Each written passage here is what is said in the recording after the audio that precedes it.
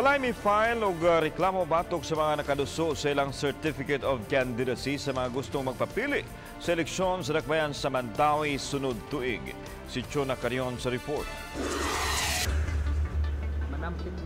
Mato ni Attorney Ana Flor Guhilde, election officer sa COMELEC Mandaue, nga napupos na ang 5 kaadlaw nga gitagal sa COMELEC alang sa mga tao nga gustong mosangat og disqualification case alang sa mga kandidato sunod tuig.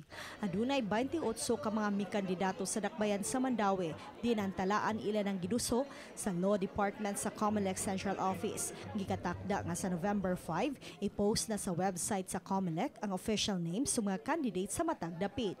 Gihatagan usab hangtod sa Nobyembre 9 ang mga kandidato kung may gusto pang ipausab sa ilang mga pangan. Kung tanaw nila dito mga ogid ilang gusto ipagawas, November 9 ang deadline.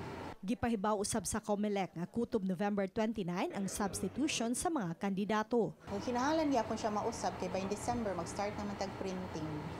So ma-appeal na gid siya. Mo na siya pod nga by November 29 di ba natay substitution until November 29. Mo na siya nga naagid po tay deadline nga November 29 sa substitution kay para ang pangalan sa substitute ma-appeal pa siya pag-imprenta sa balota. Gibanabanang adunay 205,000 ka registered voters ang dakbayan sa Mandaue. Chona Carion, Balitang Bisdak.